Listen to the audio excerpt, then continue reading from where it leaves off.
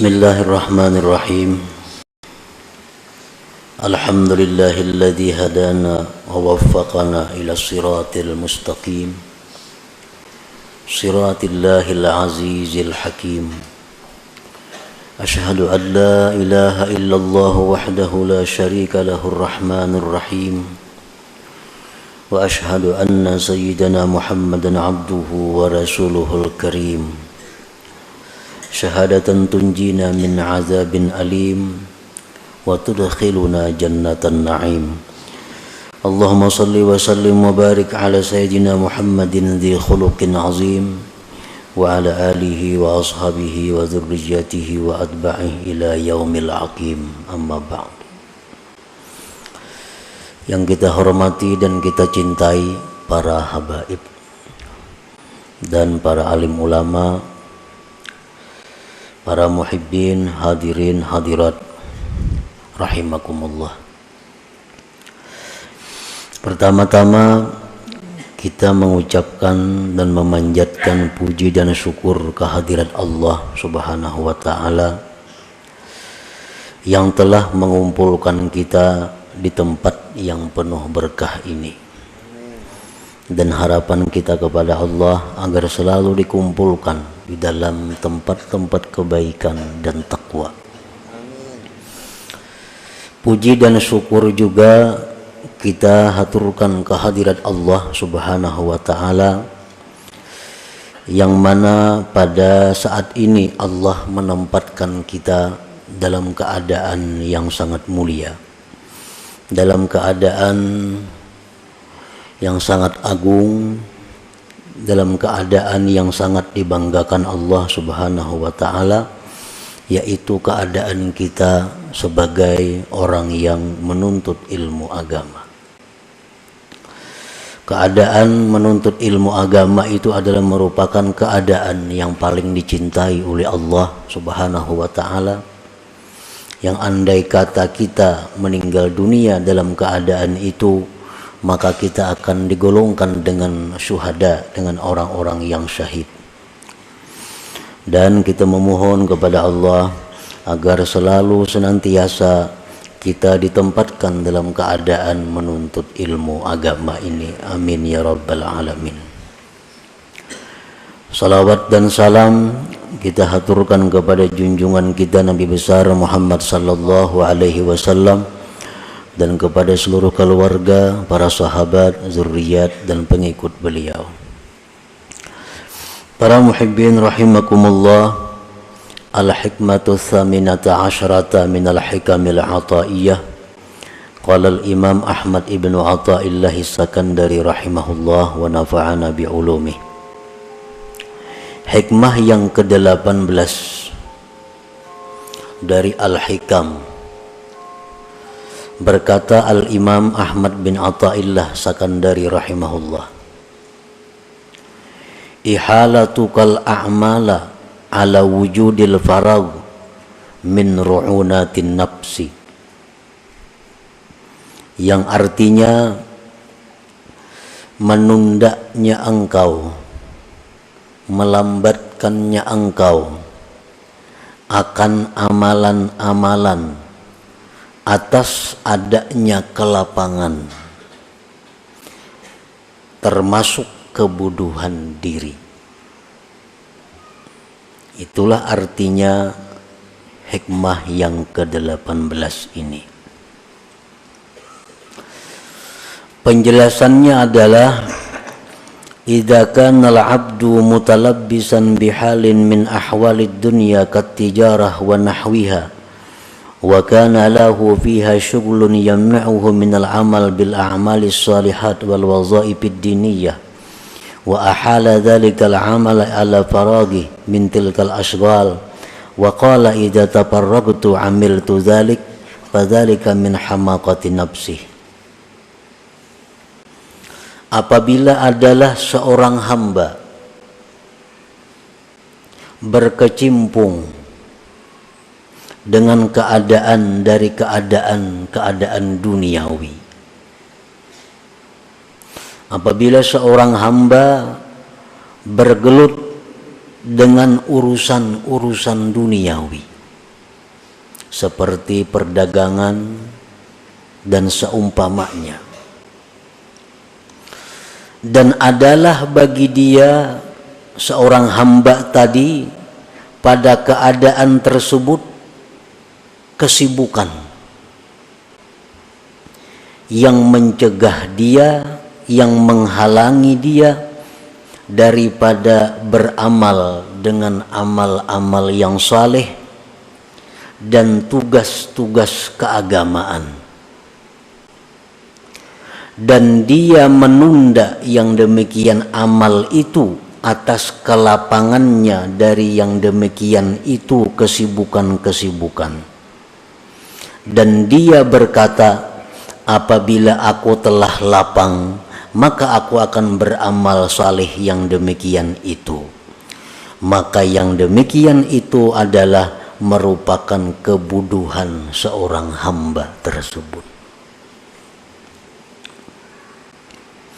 Nah, ini manusia, ini hamba Allah, orang yang sangat sibuk dengan urusan-urusan yang sifatnya dunia. Baik inya bertani, baik inya berdagang, baik inya pegawai, apapun keadaannya, dia sibuk.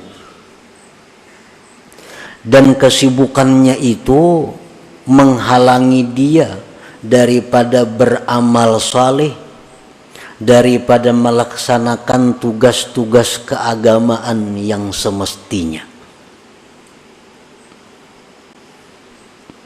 Kada sempat lagi inya beramal saleh, kada sempat lagi melaksanakan tugas-tugas agama karena kesibukannya tadi. Dan dia menunda yang demikian itu beramal saleh atas waktu lapang dari itu kesibukan-kesibukan tadi. Dan dia mengatakan, apabila aku nantinya sudah lapang, maka aku akan beramal amal saleh itu. Nah, orang seperti ini di dalam agama dianggap orang yang bodoh ngarannya. Para muhibbin rahimakumullah, tugas-tugas keagamaan, amal-amal saleh yang mesti dilakukan oleh orang yang berakal adalah perbuatan-perbuatan, bacaan-bacaan, tafakkur yang kita dituntut untuk melakukan itu. Nah, orang ini kada kau barar lagi tafakkur, kada sempat lagi menuntut ilmu, kada sempat lagi membaca wirid-wirid, kada sempat lagi membaca Quran sekian lembar sehari, kada sempat lagi berselawat sekian ratus, kada usah sekian ribu, kada sempat lagi silaturahmi karena banyaknya kesibukannya. Dan dia mengatakan, kaina aku mun sudah lapang bisa ain itu, ini lagi sibuk, lagi banyak urusan. Nah, bila mana demikian halnya, kita ini dianggap bodoh. Nah, para muhibbin rahimakumullah, dalam sehari semalam ada waktu 24 jam. Nah, bagaimana orang yang berakal itu mengelola waktu 24 jam ini? Bagaimana mestinya orang yang punya akal bisa mengelola waktu 24 jam ini dengan baik, dengan yang diridai Allah? Di dalam Suhuf Ibrahim disebutkan, hendaknya waktu itu dibagi 4. Ada waktunya dalam 24 jam itu kita munajat kepada Allah, seperti sembahyang, membaca Al-Quran, berzikir, termasuk di dalamnya bersalawat. Nah, ada waktu dalam 24 jam untuk itu. Kemudian ada waktu dalam 24 jam itu dia muhasabah dirinya. Muhasabah dirinya. Muhasabah itu artinya adalah menghitung kembali. Sekarang sudah berapa umurku? Berapa banyak sudah waktu yang kuhabiskan untuk agama? Berapa banyak waktu kuhabiskan untuk dunia? Berapa banyak dosa yang diperbuat? Nah, dimuhasabah diri. Nah, dalam 24 jam sehari itu mestinya ada waktu untuk itu.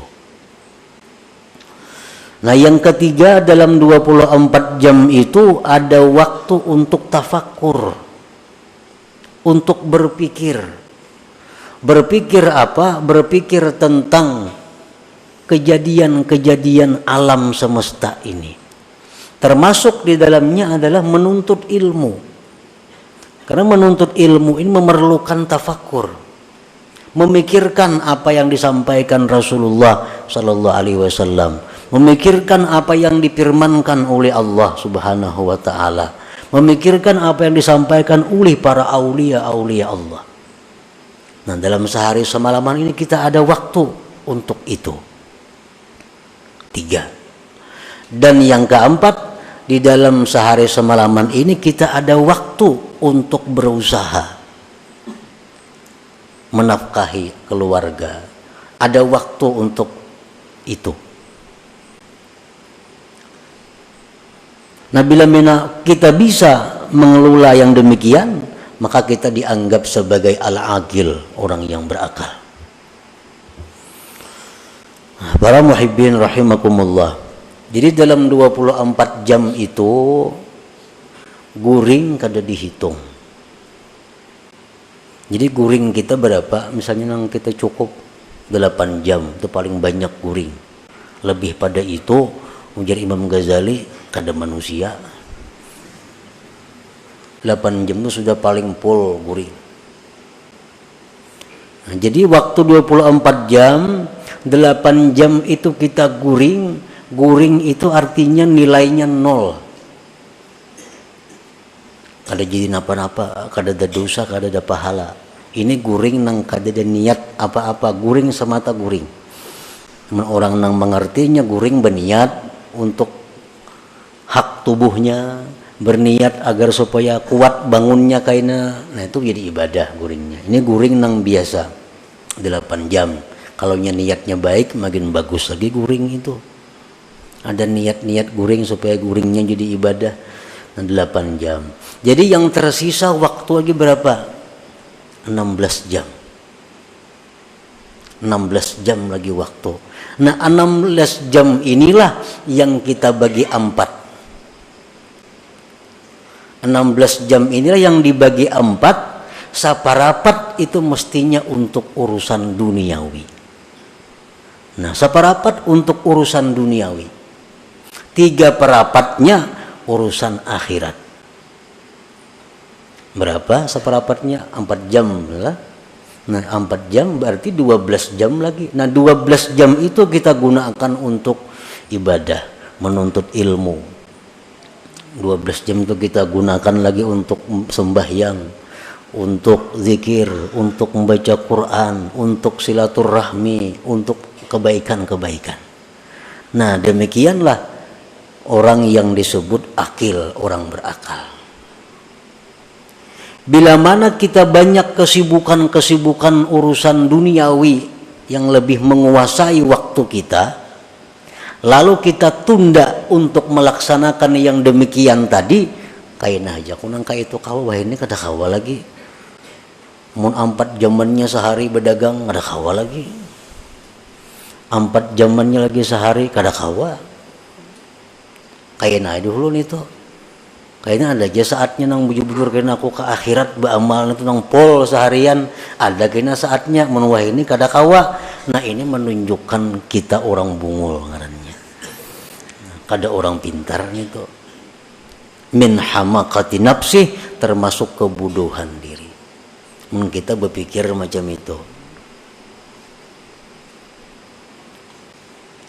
Nah, di mana seginya kebodohan kita, maka kita ini dipadahkan bodoh bila macam itu. Kaina aja ba'amal, ini kada kawan lah. Ini banyak, itu banyak lagi masalah. Kaina ya dulu bila kaina mulainya nang bujur-bujur. Nah, bila itu kita dikatakan bodoh. Di mana bodohnya? Wa hamakatuhu min salasati aujuh. Bodohnya itu dari 3 sisi.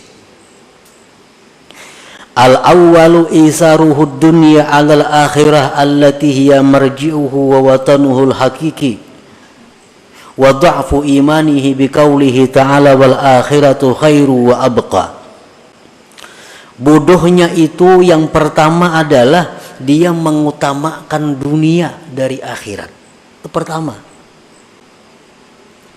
Waktu nang mustinya 4 jam untuk dunia, 12 jam untuk akhirat, dibaliknya 12 jam untuk dunia, cuma 4 jam untuk akhirat. Bisa kada sampai juga 4 jam.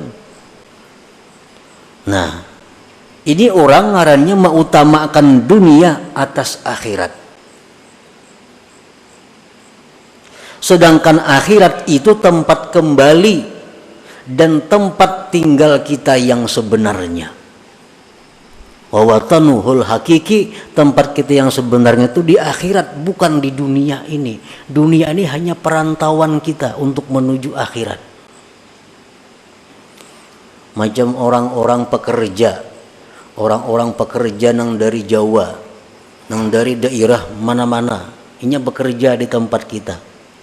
Satu saat pikirannya pasti akan pulang ke tempatnya. Maulainya di sini berhimat untuk membangun tempat ini. Kecuali pikirannya pacang kada bulik lagi ke sana. Kalau pikirannya pasti kembali ke tempatnya, ini di sini hanya mencari sangu, hanya mencari tabungan, hanya mencari bekal untuk bulik kena ke kampungnya, membangun rumah di sana. Nah, membangun apa di sana. Nah, itulah contohnya pengembara. Jadi tempat kita dunia ini hanya tempat sementara kita melewati untuk menuju tempat yang sebenarnya. Imam Ghazali dalam Ihya Ulumuddin mengisahkan bahwa perumpamaan dunia ini adalah orang yang berada di kapal. Nah, kapal di tengah laut. Begitu kapal ini berjalan dengan penumpang-penumpangnya, ujar kapten kapal, kita singgah satu mat di pulau. Nah, kita singgah satu mat di pulau ini untuk mencari bekal, untuk istirahat, untuk apa. Kayaknya kita berbuatan pulang ke kapal ini dan berangkat lagi. Turunan penumpang kapal di pulau. Nah, itulah dunia. Adalah orang kapal yang turun ke pulau itu berpikir bulah rumah di pulau. Kadada. Kenapa? Karena ini pacang singgah satu mat saja. Adakah berpikir membuka perusahaan di pulau itu? Kadada. Bila di pulau ini kena kunyuk, kapalnya berjalan, dimakan binatang buas. Ditinggalkan orang. Nah, itulah kehidupan dunia ini. Dan contoh-contoh membuktikan berapa manusia yang mati meninggalkan gedung.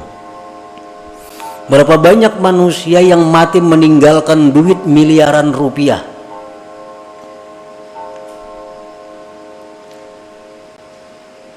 Nah, jadi kebodohannya pertama itu adalah mengutamakan dunia atas akhirat, yang mana akhirat itu tempat kembali dan tempat tinggal yang sebenarnya. Dan kelemahan imannya dengan firman Tuhan, wal akhiratu khairun wa abqa, akhirat itu ujar Tuhan lebih baik dan lebih kekal daripada dunia. Wal akil, orang yang berakal, menja'alad dunya mazra'atan hasanah lil akhirah, orang yang berakal itu orang yang menjadikan dunia tempat bercucuk tanam yang baik bagi akhirat. Wal akil man ja'ala aktsara awqatihi lil akhirah, orang yang berakal orang yang menjadikan sebagian besar waktunya untuk akhirat. Nah, di situ kebodohan yang pertama. Dia lebih mengutamakan dunia dari akhirat. Makanya ingat tadi kainagin dulu urusan akhirat tuh. Ini masih banyak kesibukan lagi karena ada aja saatnya. Nah, ini kebodohannya pertama berarti dia mengutamakan dunia atas akhirat. Asani yang kedua, kebodohannya itu taswifuhu bil amal ila waqtil farag wa qad la yajiduhu bal yakhtatifuhul maut qabla dzalik. Yang kedua kebodohannya itu adalah menunda kaina kepada waktu yang lapang, yang terkadang dia tidak sampai kepada waktu yang lapang itu dijemput oleh kematian. Kadang-kadang kada sampat lapang matinya, jantung mendadak mati, mati kecelakaan berkendaraan, mati apa, padahal ini sudah punya angan kaina mun sudah lapang kaina ayo beribadah. Nah, belum sampainya lapang sudah dijemput oleh maut. Satu, au yazdadu syugluhu, atau siapa tahu kesibukannya bertambah terus. Kayaknya hanya bila lapang, kayaknya hanya bujur-bujur beribadah. Kenyataannya bertambah terus kesibukan nih, selalu bertambah. Tahulah kita kada tahu.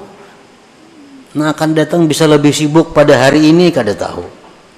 Lianna asghalad dunya yatada'a ba'daha ila ba'din, karena kesibukan dunia ini selalu membawa kepada kesibukan yang lain. Aw ya'tariduhul marad wa la yastati'u bihil amal, atau di tengah jalan dia datang penyakit kada bisa lagi beramal. Kainagin beramal dulu. Stroke kawala lagi beramal. Kada kawal lagi. Berjalan kada kawal lagi nuntut ilmu. Stroke sudah di kursi roda ditunjol.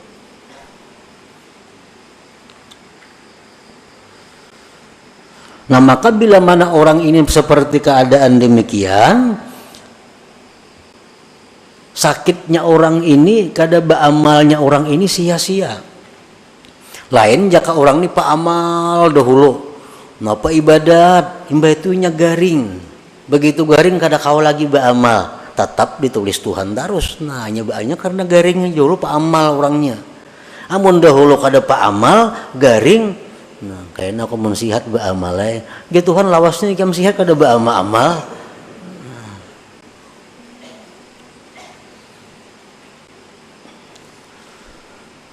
Nah, fil hadis disebutkan dalam hadis in aktsara syahi ahlin nar minat taswib, bahwasanya kebanyakan teriakan orang neraka itu akibat menunda-nunda tadi. Yang terbanyak orang masuk neraka akibat menunda. Kayaknya aja dulu tobat, masih tanggung lagi nama ala-alang, gawian nih malah alang. Kayaknya aja dulu ini masih awur lagi sibuk. Kebanyakan orang neraka itu akibat taswib. Inna aktsara syahi ahlin nar minat taswib. Nah, dua sudah kebodohannya. Asalis yang ketiga kebodohannya itu qad yafrugu minal asghal wa qad da'ufat niyatuhu wa himmatuhu li sababin minal asbab. Bisa-bisanya waktu nang jaranya bila lapang kayaknya beramal. Ada waktu lapang. Siapa tahu niatnya sudah lemah. Nah, himmahnya sudah lemah. Banyaknya orang nang lapang kada beramal. Banyak. Begawi kada, apa kada, duduk kada kakaruan, ada beramal kada juga. Kenapa? Ini niatnya sudah lemah. Nah, niatnya sudah turun. Karena ada sebab-sebab lain. Apa sebabnya dahulu? Nah, para muhibbin rahimakumullah, apabila perkataan-perkataan para aulia, sabda-sabda Rasul, firman-firman Allah yang menyuruh kita bangkit untuk beribadah kepada Allah mengetuk hati kita. tapi kita kada mahirani. Dengar sudah bisa. Nah, kayaknya mendengar pulang arahan-arahan agama nih, kada mahirani pulang. Nah, akhirnya orang ini bisa ditutup oleh Allah, hatinya dikunci sama sekali. Nah itu jadi lemah niatnya. Nah, Allah itu bila mana mengetuk hati kita untuk beribadah, mesti disambut walaupun sedikit. Dalam hati ini ada datang ilham dari Allah. Kita menjaga berzikir gitu 10 kali barang. Bila itu kada dihiraukan, kayaknya kada datang lagi ilham-ilham seperti itu. Ada kita mendengar apa hadis Nabi masuk ke dalam hati kita bahwa membaca salawat itu baik. Nah, itu ngarannya ilham Allah kepada hati kita. Salawat itu baik. Nah, terima 3 kali barang bersalawat, tanda kita menerima pemberian Allah ini. Bila kita kada hiraukan itu, kayaknya kada datang lagi mau hidayah seperti itu.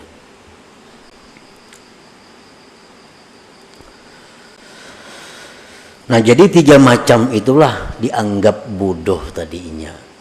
Orang menunda-nunda amal itu karena 3 macam tadi dianggap bodoh. 1, mengutamakan dunia daripada akhirat, padahal Tuhan sudah jelas mengatakan akhirat lebih baik.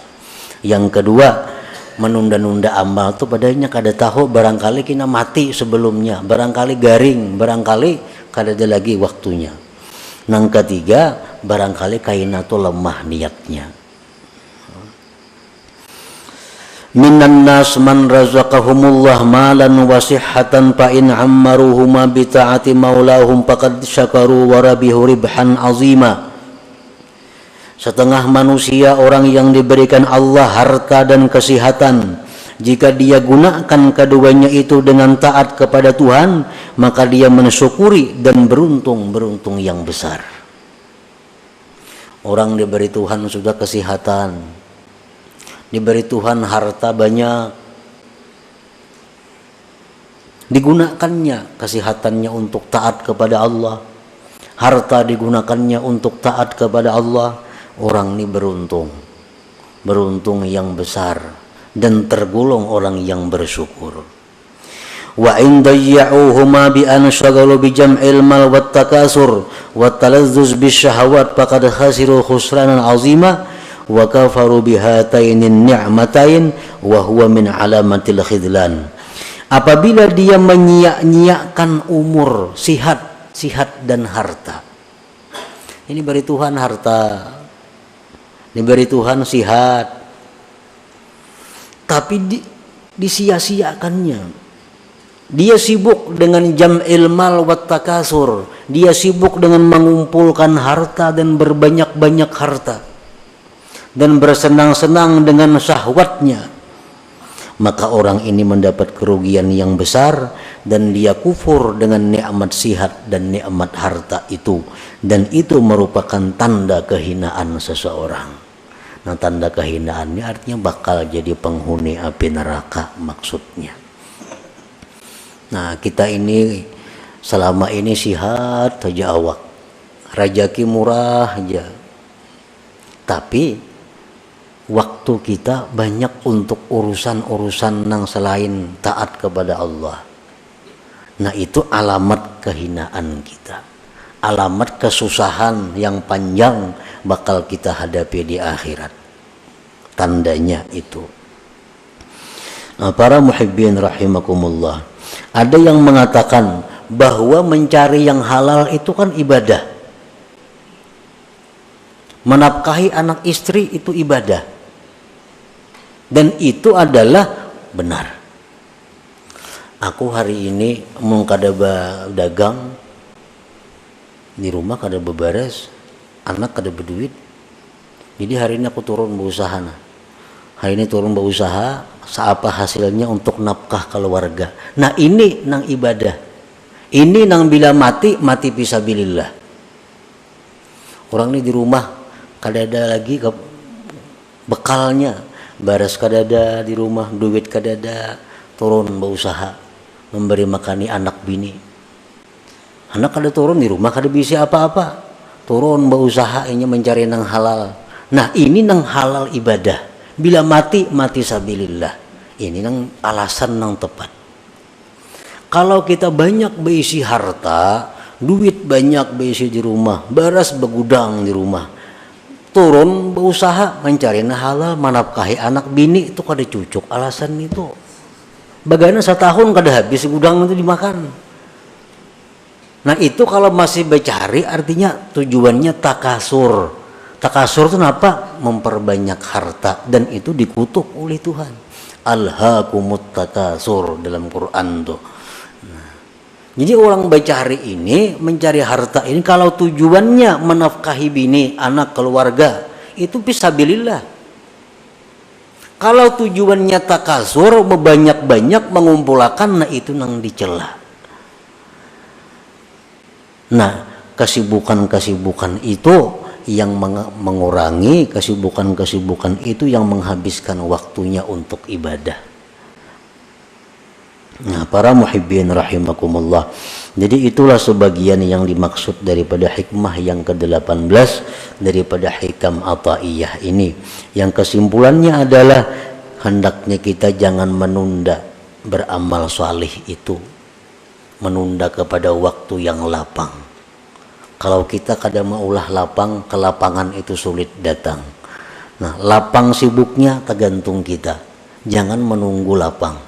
Kalau kita menunggu kelapangan, hanya kita bangkit beribadah kepada Allah, menggunakan waktu yang banyak untuk ibadah kepada Allah. Nah, kalau kita menunggu kelapangan, kita dikatakan orang yang bodoh, dan itu merupakan tanda kehinaan kita. Artinya kesusahan, kesengsaraan yang panjang bakal kita hadapi di akhirat. Nah, para muhibbin rahimakumullah, mudah-mudahan kita diberi Allah hidayah dan taufik agar dapat mengamalkan ilmu yang diberikan Allah kepada kita ini. Ila hadratin Nabi sallallahu alaihi wasallam. Al-Fatihah.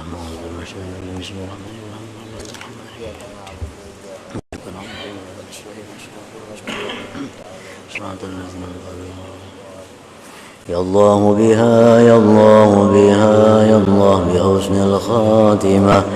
Ya Allah biha, ya Allah biha, ya Allah bi husnil khatimah. Ya Allah biha, ya Allah biha, ya Allah bi husnil khatimah. فيا أيها الرجل منه شفاعة صلوا عليه وسلموا تسليما. اللهم صل وسلم وبارك عليه.